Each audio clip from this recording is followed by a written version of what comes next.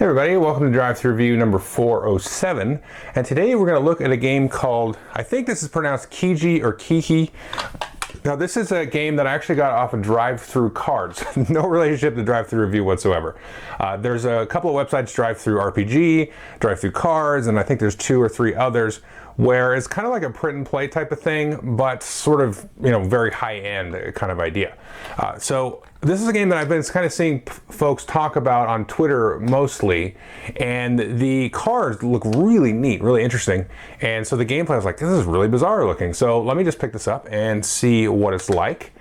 Basically what players are doing is each of you has sort of a plant or tree that you have for your personal self, and then you're going to be growing that sort of organically with cards, but you can play on other players' trees, and there's little like scoring cards that you're going to draft throughout the game. So let's jump into how the game actually works, and I'll tell you what I think of it. Now Kigi comes in this plastic deck box. Like I said, you get it from Drive Thru Cards, so it's not going to come in your typical box. Now as I was setting up here, I realized that the rules actually do say that you're building paintings, but when you play the game, it feels more like each player has a sort of garden or tree that they are tending themselves rather than an actual painting. So each player is going to start with a base, a trunk, and you can see each of these has a different sort of icon on it. And these are the types of features that players are going to be actually scoring during the course of the game. So each player gets a separate one at random. Then in the center of the table, we're going to have a display of 3 cards, and players are going to choose cards from here and choose to add it to either their tree or somebody else's tree. Now it's possible that one of the cards could actually be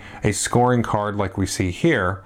And there's even an advanced variant which I actually recommend players play with, and it tells you to draw 2 of the scoring cards, keep 1, and then shuffle the rest back into the deck. So your turns are dirt simple. You choose either one of the tree cards and you add it to somebody's tree, and then you possibly score a few points.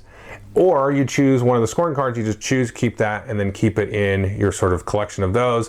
And what's going to happen is you're going to score points during the game for building and growing trees and creating sort of contiguous lines of some of the different features that you see, the bugs and the flowers and things. And then at the end of the game, if you satisfy the conditions of the scoring card or scoring cards that you chose during the game, you're going to get 10 points for each of those.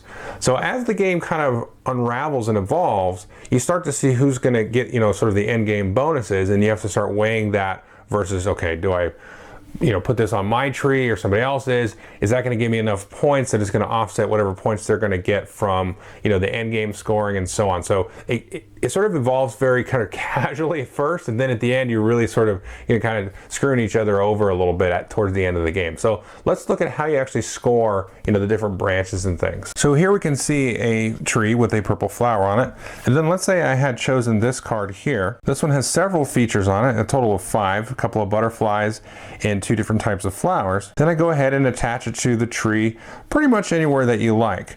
There's a couple of rules. One is you cannot go below the base of your trunk, and the other 2 rules is you cannot touch 2 cards at once when you place a new card, and you cannot cover any part of any of the features on the cards. So in this case, this card here, we'd be breaking both of those rules. Now let's look back at our first card that we played and how would we actually score this?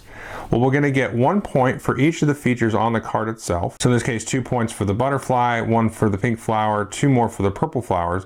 And then we would trace a contiguous line going back down to the root, and then any matching icons we'll actually get another point for. So in this case, we'll get a 6 point for the purple flower. Now let's place a 3rd card on this tree here and score it using the same rules. In this case, we would get 1 point for the butterfly and 1 point for the mosquito. And then moving to the next card down the line on this particular branch, we're going to see any matching icons. In this case, it's only the 2 butterflies that match the card we just laid down.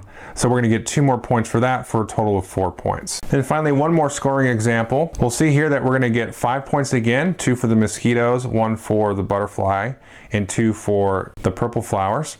And then moving down along the line, we're going to again get 1 point for each of the butterflies and the mosquitoes because they are on the first card. and then we're going to keep going down, and then we're going to go ahead and keep scoring the butterflies, because you can see there's a contiguous line of butterflies. Yes, there are purple flowers on the card we played on this card, but the contiguous line gets interrupted with the card in between. So you need to have a contiguous line from the card that you played, and then you keep going down until that sequence is broken. Now, if you ever score 10 or more points this way, you're going to collect the cards up that were scored, and that player, whoever's tree it is actually going to keep these in a pile next to their play area. That is a very, very simple rule set. You take a card, play it on a tree, take a bonus card and keep it. But there's a lot more going on here than it first seems like. And I almost want you to skip the rules explanation, but I need to kind of do that. So here's the thing, is you have these different bonus scorings, and they're for a variety of different things. So maybe it's the most cards in your collection. So if a lot of people are playing off of your tree, you're building up a nice stack because they've been scoring off of you, so to speak, through the whole game. So maybe you have a nice big collection, so you want to get that bonus card that says whoever has the biggest collection, gets the 10 points. But then you might want to have the longest branch. In that case, you don't want it to score as much, but you want to sort of break up that contiguous line. So maybe a mosquito here, a butterfly in the next one. So people will score points off of it, but they won't get those big continuous ones that will sort of prune it. Because when you get that 10 points, the rules call it prune, and you remove everything off of there. And then you want a variety sometimes on some of the bonuses to have like the most branches, so you'll branch off from different places.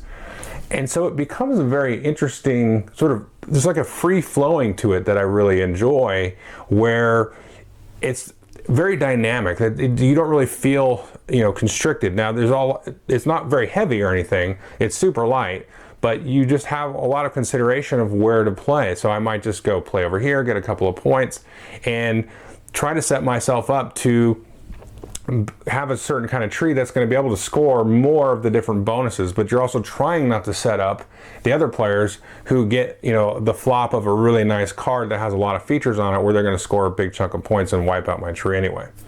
So that's very interesting, that it's sort of this kind of light style game has a lot of those cool elements where you just can kind of play wherever you want.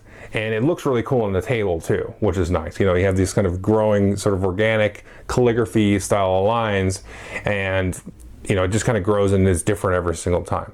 So it's a difficult sort of, I can't like mathematically break it down why the game is really, really fun, but it really works very well, I think. And I think it's something that folks should really give a try, because it, like I said, it also, like the order that in the sort of the timing of when those scoring bonuses come out, if they come out very early, it's very hard to know if you're going to be able to satisfy that condition, way along at the game, because once you run out of the deck, then that's the game. But if they come at the end, then you'll be kind of grabbing and snatching those at the end. So sort of the replayability is going to come from just the organic nature of the deck and the people's decisions, which is really interesting. So definitely a game I recommend folks give a shout out to and give a try to, and see how they like it. So that is Kigi or Kigi, and I can't know how to pronounce it, but very interesting, free-flowing dynamic game. So take a look at it. Thanks.